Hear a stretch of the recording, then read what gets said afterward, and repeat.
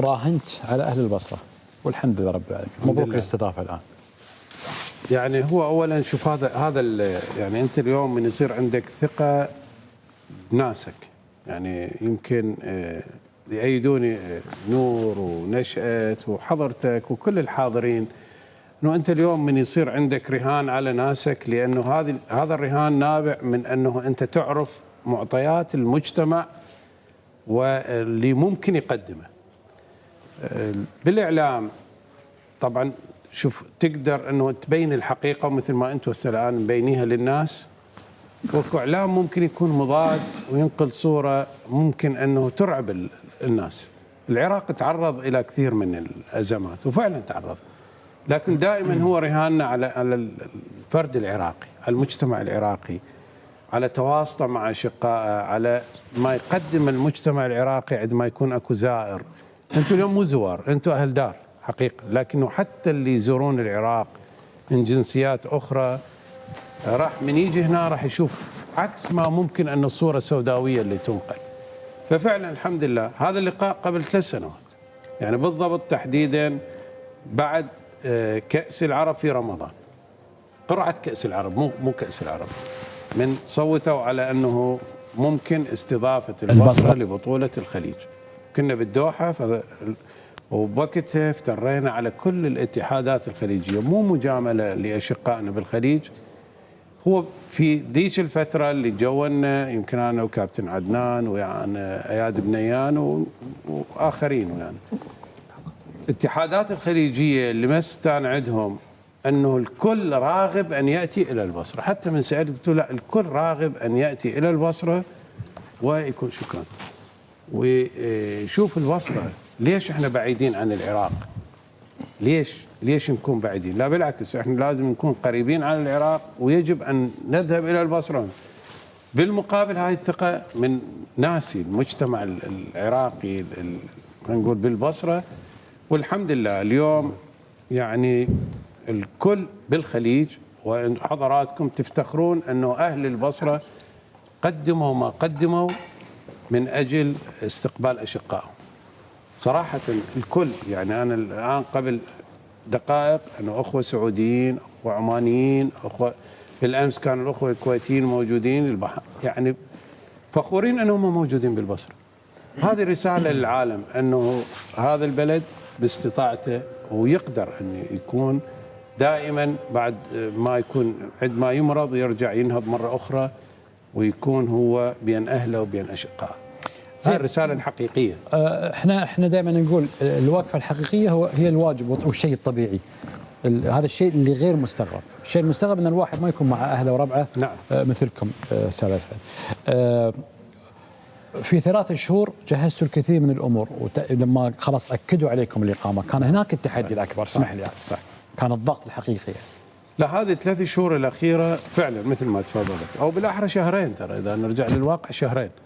يعني الاخوه اللجنه المشرفه على تنظيم البطوله من بعد القرعه، خلينا نقول من بعد القرعه يجب عليك خلاص، يعني اليوم صارت قرعه، عندك تحديات حكوميه، انه حكومه عراقيه ما متشكله لمده سنه، اكو مشاكل سياسيه اخرت تشكيل الحكومه والكل يعرف، هاي مو فد شيء سري.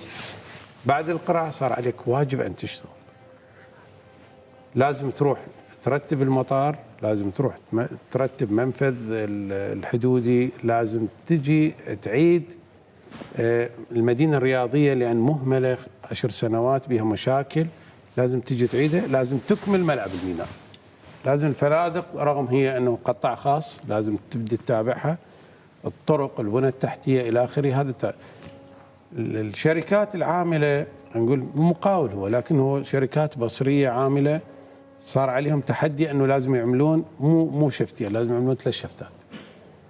الفريق العمل خلينا نقول الحكومي اللي بالمحافظه كان واجبه ان يكمل هذه كل البنى التحتيه.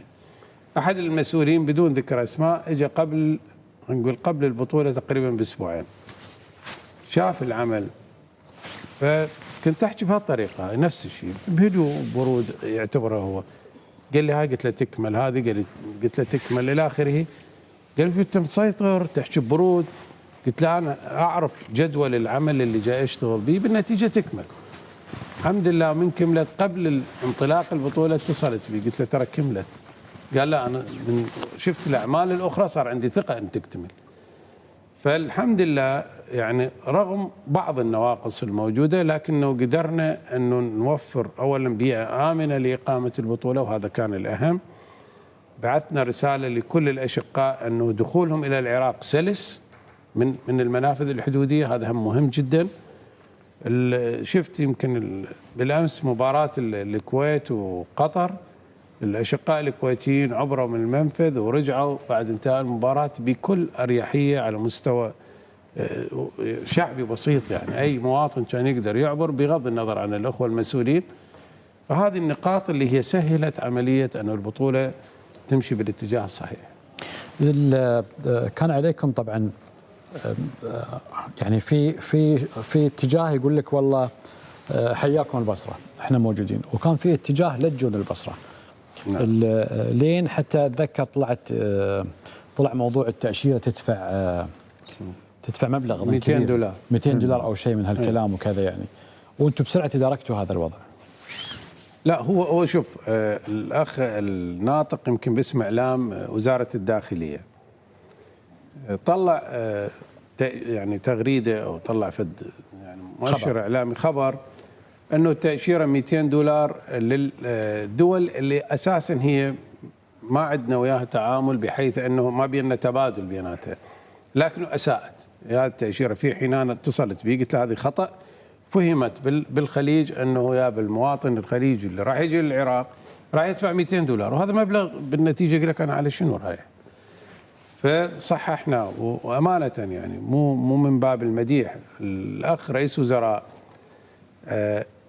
كان يعني ما خلى اي عقبه ممكن انه تعيق دخول حتى السيارات. كان اكو فد شيء لازم تدفع تامينات الى السياره اللي تدخل العراق من منفذ البري، حتى هذا صار بها قرار مجلس وزراء تاجيلها او الغائها، او بالنتيجه هاي الفتره يجب ان تنجح البطوله، يجب ان يكون مؤشر انه على دخول المشجعين بسياراتهم بوضعهم اللي ممكن يدخلونه الى العراق بمعدات التصوير اللي حملوها، بحيث انه تكون البطوله ناجحه.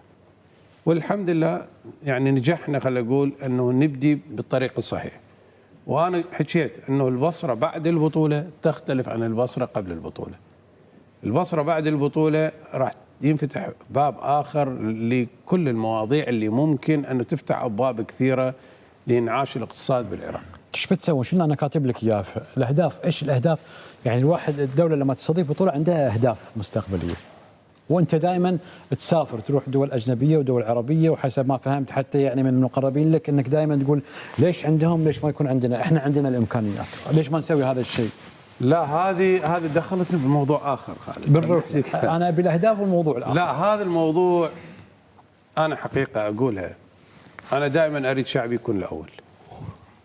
هذا هدفي، انه شعبي عندي امكانيات، انا البصره، انا العراق، ليش ما اصير انا الاول؟ ليش انا اجي اتعلم من تجارب الاخرين قبل 20 سنه؟ طيب اتعلم من تجارب الاخرين الان وين وصلوا وابدي وين وصلوا اليوم وخلي اروح ابدي. البنى التحتيه اللي جايين نشتغلها بالبصره بدينا وين انتهوا الناس، ما بدينا وين بدأوا الناس. هذا مهم، انه اليوم ان تبدي وين وصلت. العالم ما ينتظر بعد 20 سنه حتى اوصل له، العالم يريدني اليوم اوصل له، ومو صعب انا اوصل له. عندي كفاءات، عندي كوادر، ممكن انه اقول ادربها وممكن انه تبدي صح. صدقني انا هدفي، وان شاء الله اذا الله طال عمر وعافيه ومن خلال المجلس. انت بقطر وشفت قطر قبل 25 سنه ماكو قطري، مع احترامي لكلهم اخواني واعزائي، ونفتخر انه قطر نجحت باستضافه كاس العالم ونجحت وتفوقت على العالم رغم صغر المساحه، صغر عدد السكان، لكنه كانت قطر انا زرتها بالافتتاح وما بعد الافتتاح، انه كل زار قطر وشاف انجازات قطر اللي مو بس رفعت رؤوسنا امام العالم، انه باستطاعتنا ونقدر. ارجع لموضوعنا، انا اقول لك اياها، نجاح بطوله الخليج وبجهود كل الاشقاء. انا على مستوى الشخصي يمكن اخواني هم يأيدوني، بعد الخليج راح أعلن اليوم من خلال المجلس، من اليوم أفكر أو من بعد نجاح الافتتاح، نقول اللي العراقيين أثلج قلوبهم هذا الافتتاح حقيقة، لازم نفكر أنه إحنا نستضيف كأس آسيا. خلاص هذا هدف لازم توصل له. إذا قدرت تنجح في أنه تخلص بطولة الخليج بصورة، وأنا أقول نقدر، مو صعب، وأنتم تقولون هم نقدر، يعني أنا أعتقد كل الحاضرين يقول العراق يقدر أنه راح ينجح إن شاء الله ببطولة الخليج. لازم نخطط كيف نجيب كأس آسيا. اللي استضافوا كأس آسيا مو أحسن من عندنا ولا أكثر كفاءة من عندنا، وقدروا. اليوم أنا أقول لك إياها، ومن خلال المجلس وهذا الحضور نسجل هذا التاريخ علي. إذا الله سبحانه وتعالى أكرمنا وانطانا عمر وعافية للمستقبل، إن شاء الله نقعد بهذا المجلس هنا وكأس آسيا يكون بالعراق مو فقط بالبصرة. ان شاء الله. حلو، هذا هدف ممتاز. هذا الطموح الصح، الطموح اللي انت لازم دائما الواحد بيوصل سمه لازم يكون طموحه عالي. أكيد. انا كالعراق اقدر استضيف كاس العرب، اقدر استضيف كاس اسيا، اقدر استضيف ان شاء الله دوري ابطال اسيا، اقدر أكيد. استضيف الاسياد، هذا كله طريق محطات. بس خالد، أنا العراق من يجي يقول أنا العراق عندي عمق 7000 سنة، لازم أكون للمستقبل إيش قد عندي للمستقبل، وما أقول عندي عمق 7000 سنة وعندي حضارة وعندي هذا وأوقف هنا. لازم أباع المستقبل وين أروح، إيش خلينا نفكر. خلاص تفكيرنا لازم يكون بهالاتجاه هذا. حتى ننجح لازم نفكر المستقبل إحنا شنو. صح. بس إذا نوقف هنا بالنتيجة ما راح نتحرك. من ما نتحرك بالنتيجة ما سوينا شيء، ما نقدر نروح للمستقبل. الجيل القادم راح يحاسبنا على اليوم شنو سوينا. فالجيل القادم علينا أن نسعى أنه إحنا نروح، يعني خلينا نشتغل من اليوم بعد بطولة الخليج نروح آسيا. ممكن 27 مسافة عندنا كبيرة إذا قدرنا نقدر نشتغل. وشفت الرياضة بصورة عامة وكرة القدم بصورة خاصة هي رسالة لكل العالم، أنه رسالة محبة ووئام وسلام وانعاش اقتصاد. صارت بلد من تريد تعبر. الإخوان اثنينهم حاضرين 2007 العراق بعز الأزمة، توحد بضربة جزاء صدها نور، توحد بضربة جزاء سجلها نشأت، وفرح في هدف يونس نهاية أخذ كأس. خلاص رغم كل الخلافات اللي زرعت بالبلد، يمكن في هاي الشباب اللي قدام بعدهم شباب الحمد لله يعني وحدوا بلد. بالعكس مو لأن قاعدين اليوم، بس هاي الحقيقة وكلكم تشهدون بيها.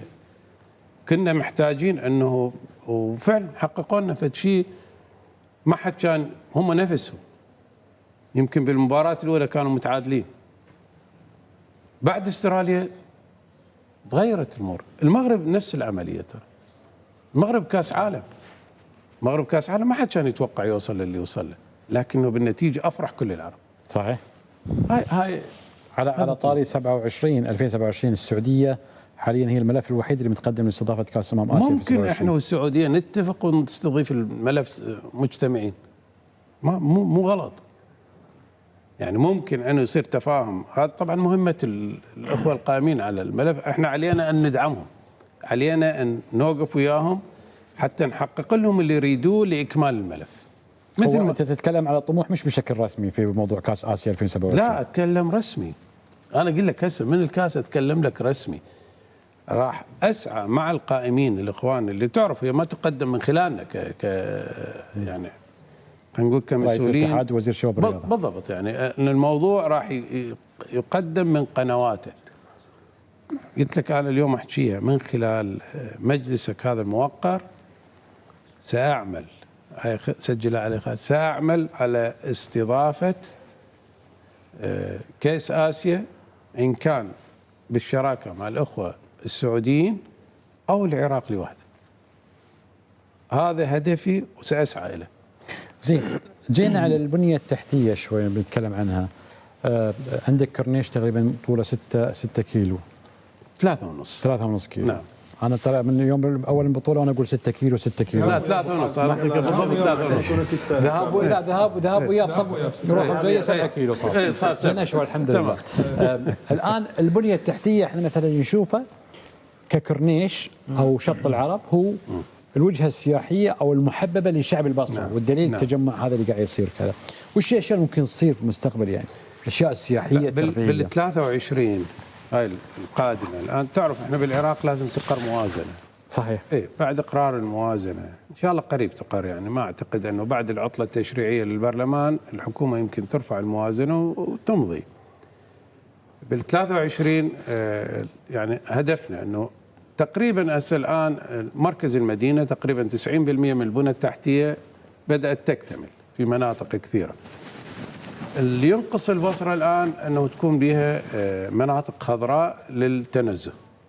هذه اهملت قبل. البصره كانت هي جنه العراق، يمكن البقعه الخضراء الاولى كانت بالعراق سابقا. هي الحروب اثرت بالبصره، العراق عانى ما عانى من الحروب، وبالذات البصره كانت هي النقطه اللي دائما تكون حروب بها. المساحات الخضراء اهملت وممكن انه تلاشت، خلينا نقول، لانه كانت عباره عن غابات كامله من النخيل ابيدت. علينا ان نعيد المساحات الخضراء لكي انه تكون مساحات للتنزه ومساحات. بالمقابل ترى عندنا كورنيش بالضفه المقابله، المفروض ذاك راح يكون اكثر من هذا، يمكن 4 اضعاف، وبعرض 150 متر حتى يكون اوسع ويكون واجهه للبلد. عندنا على الفاو ممكن ان نحولها منطقه سياحيه، مو فقط الفاو، الان نفكر بها ميناء، وممكن انه مدينه الفاو يعني هي تكون كمدينه، تكون مدينه سياحيه. ممكن البصره هي الان يمكن يعيدون كل العراقيين هي تكون خلينا نقول المشتى يعني للعراقيين وللعرب. البصره تاريخيا مرتبطه كانت بدول الخليج، وبالذات الاشقاء الكويتيين كانوا يحضرون للبصره يمكن خميس وجمعه وكانوا موجودين بالبصره. الان البصره ممكن هي تكون الواجهه السياحيه الاولى بالمستقبل. هذا مو طموح كنت نقول ما نقدر نسوي، لا، يمكن قبل 4 سنين كنا نقول هذا صعب. الان انا اوعدك انه هذا الموضوع سهل جدا صار. يعني الان انت تخطط صح وعندك استشاري حقيقي انه يعطيك الرؤى وتمضي بها. طبعا فريق عمل مثل ما تفضلت في بدايه حديثك، اكو فريق عمل بالمحافظه، فريق عمل محلي من التخطيط الى العقود الى نواب المحافظ الى مو من باب المديح بهم، لكن هذا فريق متكامل. طبعا البصره خلال السنتين الماضيه ال 22 وال 21 مع احترامي لكل الاخوه المحافظين والمحافظات هي الاولى على مستوى الانجاز. هذه مهمه جدا. هذا الانجاز اللي تحقق بنتاج فريق عمل متكامل. فهذا اللي صار يعني. نتكلم على الكورنيش اللي احنا حاليا عليه شط العرب. نعم. هذا انتم اعدتوا تاهيله الان خالص من فتره؟ هذا شوف، يوم من الايام كان زياره المنتخب الكويتي الشقيق هنا وبهذا الفندق نفسه. الاخ ابو صقر حبيبنا وعزيزنا عبد الرضا عباس حارس المنتخب الكويتي السابق وقف على الكورنيش تألم، قال هذا الكورنيش ليش مهمل بهاي الطريقه؟ حقيقه انا قلت له ابو صقر اعطيني سنه هذا الكورنيش راح اغير لك اياه. فعلا اجى بعد سنه، هو الرجل هو اللي قال فعلا جيت بعد سنه صار.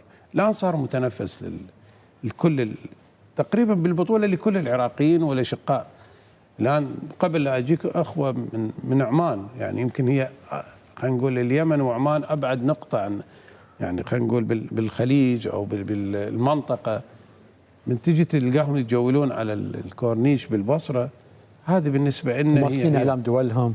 هو هذه بالضبط، يعني رساله مو بس لدولهم، لا رساله للعالم. خلاص هذا الطوق اللي كان يرعب الناس انه ممكن اكو فد شيء يعكر صفوهم او يخوفهم، الان كسر الحاجز. تفضل جمال مبارك. خالد، انا كنت موجود بوقت قرعه كاس الخليج فكنت اشوف ابو حمزه يعني ما شاء الله عليه وقت الغرعه من الساعه 8 الصبح للساعه 1 بالليل مع كل الوفود، ما يخلي احد. حتى قلت انا حق واحد قلت معقوله المحافظ كذي يعني موجود متواجد مع كل الوفود، يروح ويرد يروح. يقول واحد هو يبي يسوي كثر ما يقدر كاس الخليج هني مع اخوانه اللي كانوا متواجدين. على طاري خالد شط العرب كان بالسابق كان مو مرخم، لما مسك المحافظ صار كله رخام. احنا جينا الوفد الكويتي والاضاءه كانت ما في اضاءه، جينا الوفد الكويتي كان يقول لي واحد من الشباب من الوفد الكويتي يقول جينا قبل فتره هذا كان ما في رخام جمال، ام صار مرخم وصارت في اضاءه. انا اشيد فيه خالد لما وقت الغرعه كان قعد 3 ايام 3 ايام والله العظيم كل وقت اشوفه، بس وقت النوم لو اروح انام ما اشوفه، اقوم اشوفه متواجد بالفندق يروح يرد يروحون. يعني حتى لما اقول له اقول حق شاف متواجد بس بالفندق، يقول لا، يروح يمر الملاعب، يروح يمر المنشآت، يروح يمر المدينه الرياضيه، كان يروح كل وقت. وحتى يعني اللي كانوا موجودين وياه اتذكر صلاح الجنايي امين العام مال الاتحاد الكويتي، واخوي احمد عقله نائب رئيس الاتحاد الكويتي للقدم، يقول لي جمال ما شفت شيء، كان همه بس شلون تقييم كاس الخليج في البصره. وانا الصراحه اللي شفته خلال 3 ايام ولا انا اشوفه يعني ترى خالد الحين تشوفه ترى عاد وضعه طبيعي، لو تشوف الفتره اللي طافت ما في نوم عنده. الله يعطيك العافيه. الله يعطيه العافيه. لا هي اليوم هم فادتنا هذا التوقف مال المباريات استراحة. اليوم الاستراحه حقيقه، لانه هي هاي اليوم صارت لنا استراحه. وان شاء الله باكر انه يعني انت اليوم اقوله من خلالكم ايضا، يعني انت باكر مباراه المنتخب العراقي مع شقيقه المنتخب السعودي، من توصل الى انه ممثل امين عام الامم المتحده بالعراق باكر بلاس خارت تريد تحضر مباراه. انا هاي هم رساله للعالم انه كاس الخليج من صار بالبصره، انطى رساله ايجابيه لكل العالم انه هذا إيفانتينو وجوده بافتتاح البطوله هم ايضا رساله. حقيقه هذه الرساله يشكر، أنا أقولها بكل فخر، يشكر عليها سمو الشيخ حمد بن خليفة اللي وقف ويانا موقف حقيقة مشرف بأنه تكون البطولة بالبصرة، طبعا مع احترامنا لكل الأخوة بالخليج والاتحادات الخليجية موقفهم واحد وداعم، لكنه هذا الرجل أنا أمانة تواصلي معاه شخصيا رغم أنا بعيد عن الاتحادات وبعيد عن هذا، لكنه وعدنا وأوفى أنه نعمل سوية من أجل أن تكون بطولة الخليج بالبصرة. هذا حق يجب أن يذكر كل شخص وقف ويانا، الأخوة جميعا. قلت لك بهاي الجولة اللي حكينا بيها في رمضان المبارك مو السابق يمكن اللي قبله، أنه كل الاتحادات الخليجية ابتداء بدينا من الكويت إلى دولة الإمارات إلى الأخوة بالبحرين إلى سلطنة عمان والأخوة السعوديين، وأخيرا استقرينا بالدوحة كانت قرعة كأس العرب.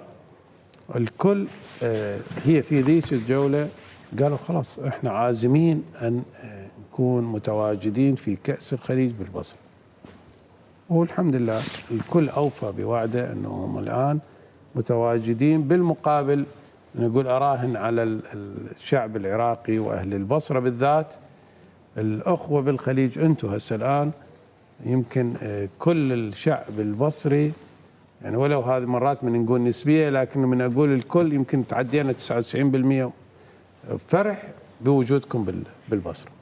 واحنا لمسنا هذا الشيء ترى على فكره لما تجيب طار مباراه الافتتاح بين المنتخب العراقي والمنتخب العماني، لمسنا الترحيب والحفاوه عند الجمهور اللي كان حاضر، وتحديدا الجمهور العراقي مع صلاح السعدي وحسن الأحمد.